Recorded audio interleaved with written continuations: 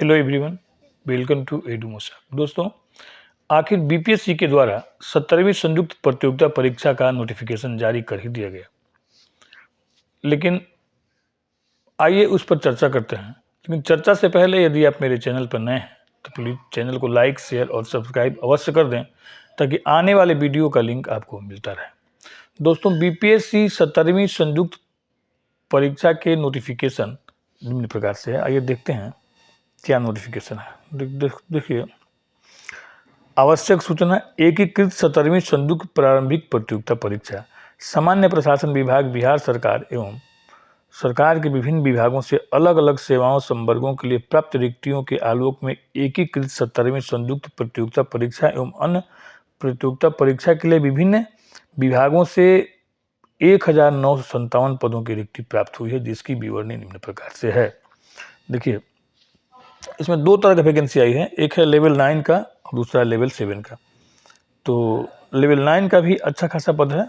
Level 9 में देखिए 200, 136, 168, 174 लगभग ये सारे पद लेवल 9 में हैं। और ग्रामीण विकास पदाधिकारी 393, राजस्व अधिकारी सीओ लेवल 287, आपूर्ति निरीक्षक 233, प्रखंड अनुसूचित जाति जनजाति कल्याण विभाग में 125, विभिन्न विभागों के पदों की रिक्ति है 213, प्रखंड अल्पसंख्यक कल्याण 28, सब मिला के 1957 पद इसमें हैं, जिसमें कि अनुमंडल पदाधिकारी, पुलिस अधीक्षक, राज्य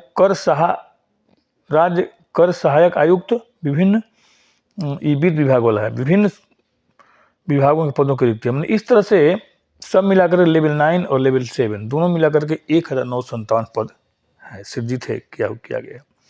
इसका आप विज्ञापन जो है वो देख सकते हैं www.bpsc.bis.nic.in पर देख सकते हैं। फॉर्म भरने का तिथि जो है प्रारंभ होगा 28/9/2024, 28 सितंबर से प्रारंभ होगा और 18 अक्टूबर तक चलेगा। और कह रहे कि ऑनलाइन आवेदन भरने से पूर्व अभ्यर्थी सुनिश्चित कर लें कि उनके पास वांछित प्रमाण पत्र कागजात उपलब्ध है कि नहीं। आइए देखते हैं उसको जो ऑलरेडी नोटिफिकेशन जारी किया गया बीपीएससी के द्वारा, उसको देखते हैं हम लोग। वो है, देखिए इस प्रकार से है। देखिए, ये है नोटिफिकेशन।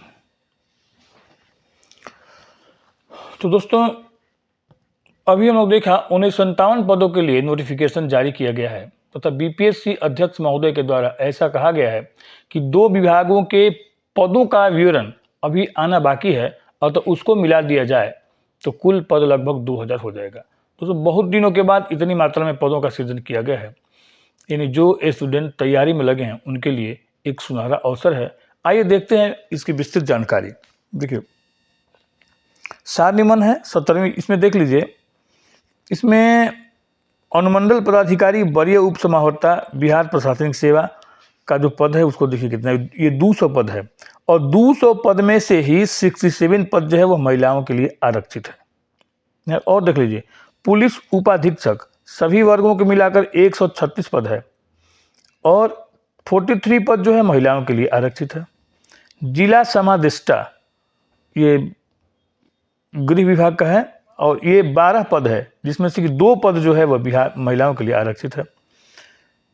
कराधीक्षक 3 पद है। राज्य कर सहायक आयुक्त बिहार वित्त सेवा 168 पद है, इसमें 55 पद जो है महिलाओं के लिए आरक्षित है। इस तरह से सारे जितने भी वैकेंसी आपको देखने को मिलेगा महिलाओं के लिए क्षैतिज रूप से उसमें आरक्षण जो है वो दिया हुआ है। और अंत में आप देखिएगा तो 1945, इन सारे पदों को मिलाकर 1945 पद हैं, जिसमें कि 609 पद महिलाओं के लिए आरक्षित है। और इसमें देखिए, बाल विकास परियोजना पदाधिकारी कल्याण विभाग में 12 पद है, जिसमें 4 पद महिलाओं के लिए आरक्षित है।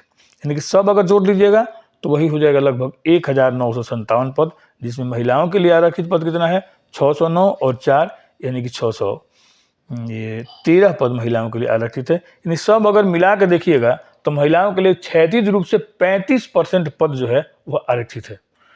इसको देखने से पता चलता है कि महिलाओं के लिए 35% क्षैतिज आरक्षण है, यानी सभी कोटि की महिलाओं के लिए उनके अपने संवर्ग में 35% पद जो है वो आरक्षित है।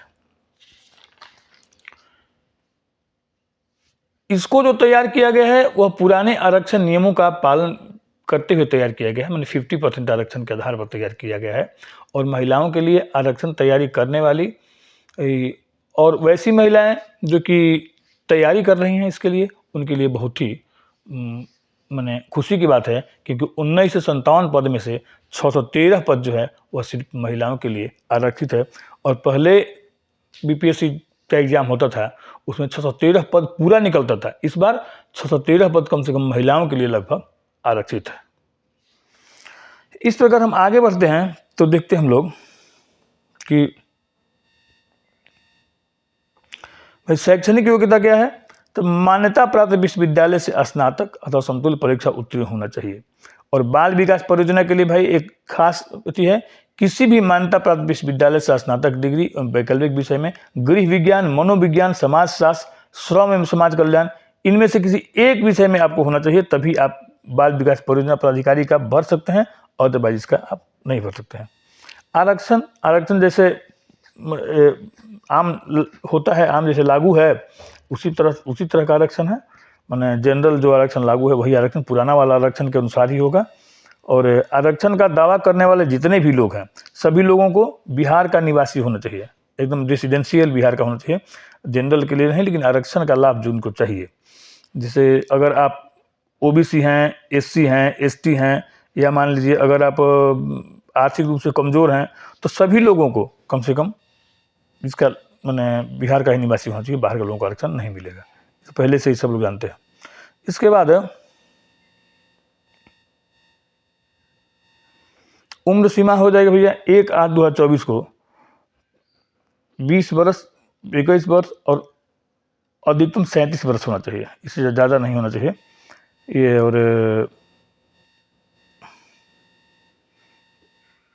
शुल्क क्या लगेगा, तो देखिए सामान्य अभ्यर्थियों के लिए 600 रुपये, और केवल बिहार राज्य के अनुसूचित जाति, अनुसूचित जनजाति के लिए 150 रुपया, बिहार राज्य का स्थायी निवासी, आरक्षित अनारक्षित वर्ग महिला के लिए भी 150 रुपया, दिव्यांग अभ्यर्थियों के लिए भी 150 रुपया, और अन्य सभी उम्मीदवारों के लिए 600 रुपये। बिहार से बाहर के जितने भी उम्मीदवार हैं और जनरल उम्मीदवार सबके लिए 600 रुपया दिया जाएगा। अब देखिए प्रारंभिक परीक्षा का भाई क्या तरीका है। एकीकृत संयुक्त प्रतियोगिता परीक्षा सामान्य अध्ययन विषय की होगी, जिसमें सभी प्रश्न वस्तुनिष्ठ प्रकृति के बहुविकल्पिक होंगे। परीक्षा की अवधि 2 घंटे की होगी, कुल 150 प्रश्न होंगे, और प्रश्नवार बहुविकल्पिक उत्तरों में से प्रश्नोत्तर किसी एक का उत्तर चयन करना होगा। अब देखिए प्रारंभिक परीक्षा में गलत उत्तर के लिए नकारात्मक अंक यानी नेगेटिव मार्क का व्यवस्था है, यानी कि एक गलत उत्तर के लिए आपको 1/3 नेगेटिव नंबर मिलेगा।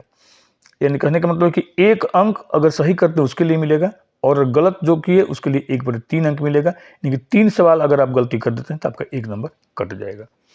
और इसके बाद मुख्य परीक्षा होगा भाग 2 में।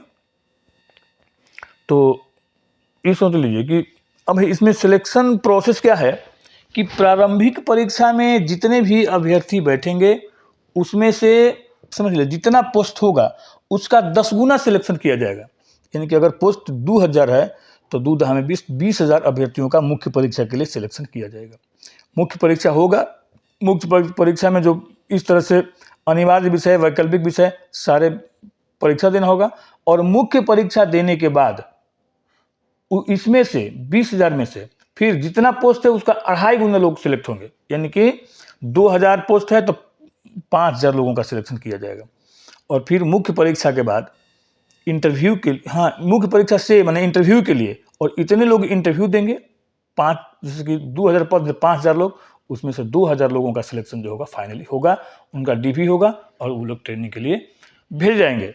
तो दोस्तों ये पूरी की पूरी प्रक्रिया जो है वह आप लोगों को मैंने बता दिया कि किस तरह से बीपीएससी में आप फॉर्म भरेंगे।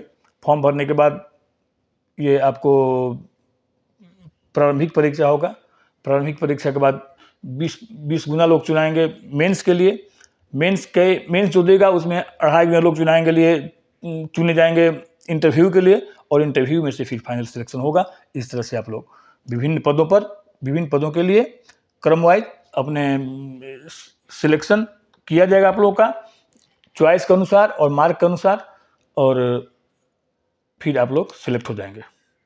तो अगर आप लोगों को मेरा ये वीडियो अच्छा लगा होगा तो उसको लाइक, शेयर और सब्सक्राइब अवश्य कर दें, और मेरे साथ वीडियो पर बने रहने के लिए धन्यवाद। आप लोग अपने तैयारी में लगे रहें और आपका दिन शुभ हो।